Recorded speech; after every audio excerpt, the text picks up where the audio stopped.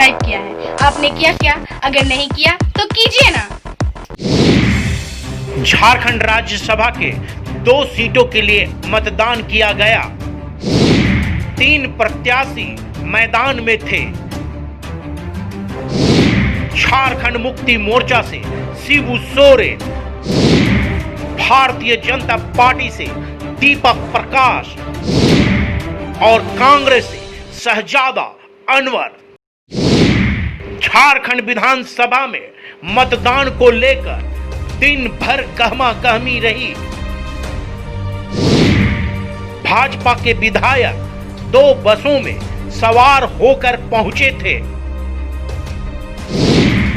आजसू व निर्दलीय विधायक सरयू राय भाजपा के पक्ष में वोट किया।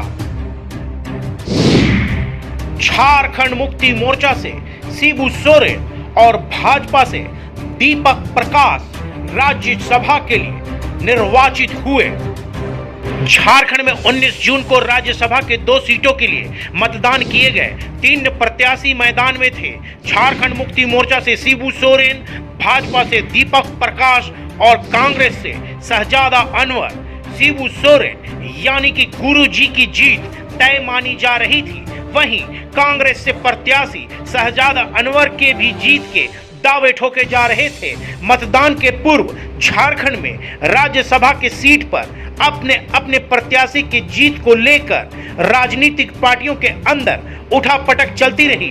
जोड़ तोड़ की राजनीति में तमाम बड़े नेता रणनीति बनाते रहे।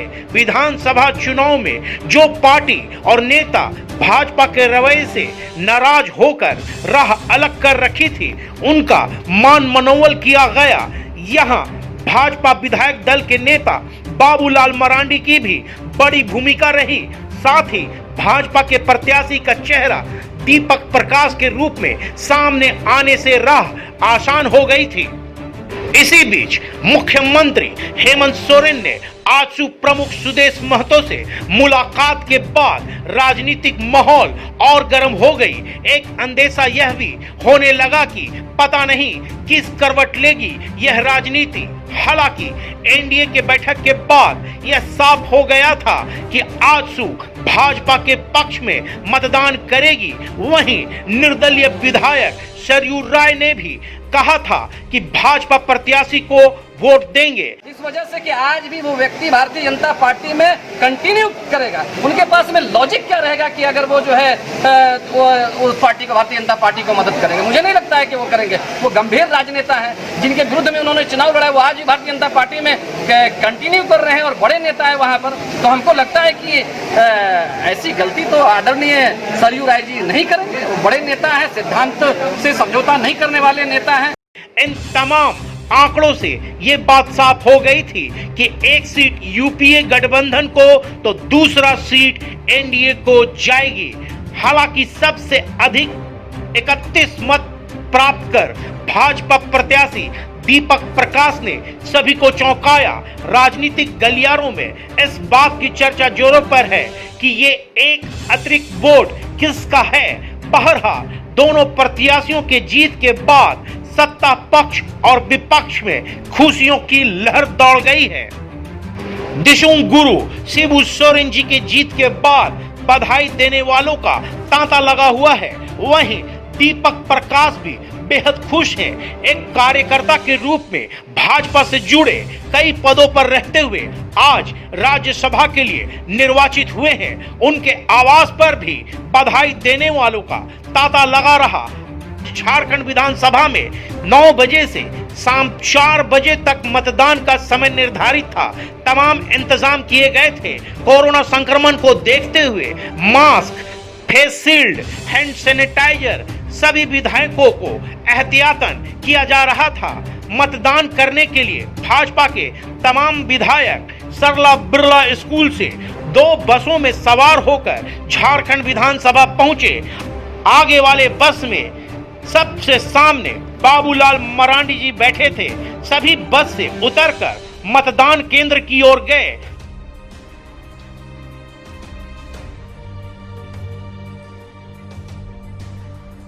दिन भर तमाम दलों के नेता का आवागमन होता रहा। निर्दलीय विधायक प्रदीप यादव बंधु तिर्के ने भी मतदान किया और कांग्रेस के प्रत्याशी के लिए वोट डाला और जीत के दावे भी किए।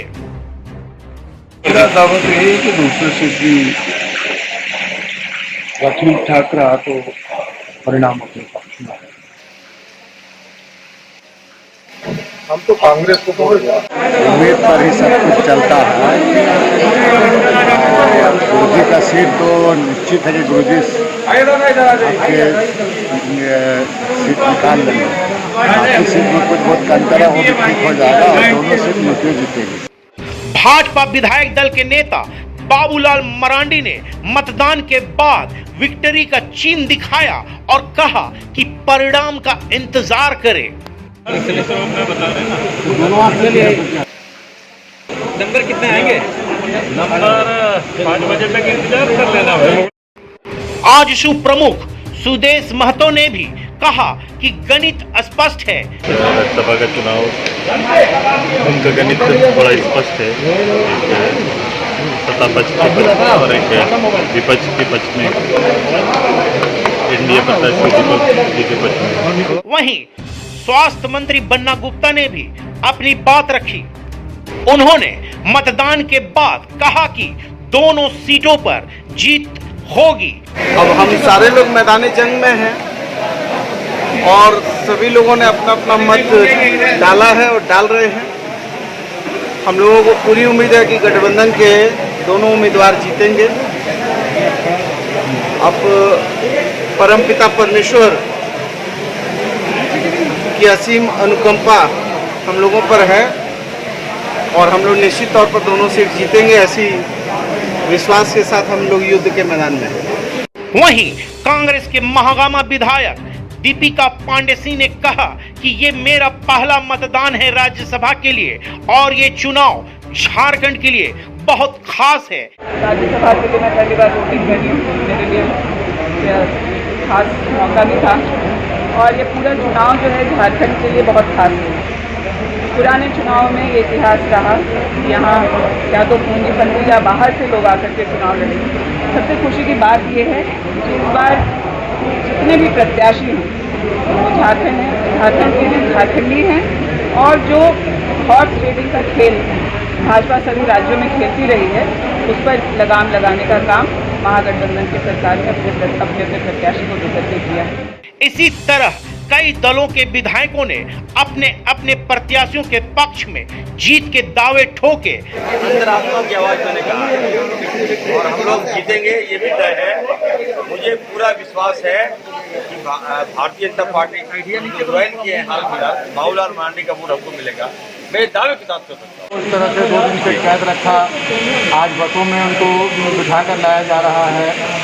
हवाई जहाज दिल्ली से लेकर आ रहे हैं और उन हवाई जहाज़ों में क्या क्या आ रहा है, ये सारी चीज़ों को उनसे पूछना चाहिए कि क्यों ऐसी ज़रूरत आनी पड़ी जब इतना भरोसा उनको अपने विधायकों पर है। तो आप जान लीजिए कि क्या परिणाम आने वाले हैं। थोड़े ही देर में आपके सामने रिजल्ट आ जाएगा। लेकिन मतदान के बाद नतीजे शिबू सोरेन और दीपक प्रकाश के पक्ष में आया। राज्यसभा के चुनाव के बाद झारखंड में राजनीतिक सरगर्मी अचानक तेज हो गई है। कई तरह के कयास अभी से लगाए जाने लगे हैं। वहीं इन तमाम विषयों पर मुख्यमंत्री हेमंत सोरेन ने कहा कि राज्यसभा की दोनों सीटों पर जीत तय मानी जा रही थी, लेकिन भाजपा अपनी पुरानी नीति को दोहराते हुए एक सीट निकालने में कामयाब हो गई है। उन्होंने कहा कि दुमका और बेरमो सीट के खाली रहने से भी 2 मत का नुकसान हुआ है। साथ ही मुख्यमंत्री हेमंत सोरेन ने कहा कि भाजपा से राजनीतिक लड़ाई जारी रहेगी। आने वाले समय में माकूल जवाब दिया जाएगा। आज जो लोग भारतीय जनता पार्टी के विरोध में चुनाव लड़कर आए थे, उनसे वोट लेने का काम भाजपा ने किया। वैसे भी आज हमारे पास 2 सदस्य की कमी भी थी। दुमका और बेरमो विधानसभा के प्रत्याशी नहीं होने के कारण उनका मत प्राप्त नहीं हुआ, लेकिन ये बात जरूर है, ये राजनीतिक लड़ाई जारी रहेगी और आने वाले समय में भाजपा को इस क्षेत्र में भी हम लोग माकूल जवाब देंगे। ये लोग व्यापारियों की जमात है और ये सामान वस्तु तो खरीद बिक्री करते ही हैं। अब ये लोग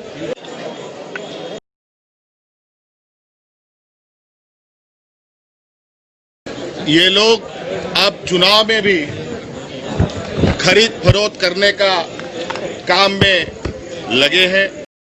सह और मात के खेल में जीत दोनों के पाले में गई है। देखने वाली बात यह होगी कि राज्यसभा के चुनाव के बाद झारखंड की राजनीति किस करवट लेती है। ट्राइबल इंडिया टीवी के लिए अपने सहयोगी अभय विद्या के साथ मनोज शरण। सारे खबरों से अपडेट रहने के लिए आप हमारे फेसबुक पेज को लाइक और फॉलो करना ना भूलें। साथ ही साथ आप हमारे यूट्यूब चैनल को सब्सक्राइब करें और आप हमें इंस्टाग्राम पे फॉलो भी कर सकते हैं। और भी खबरों से अपडेट रहने के लिए आप विजिट करें www.tribalindiatv.com।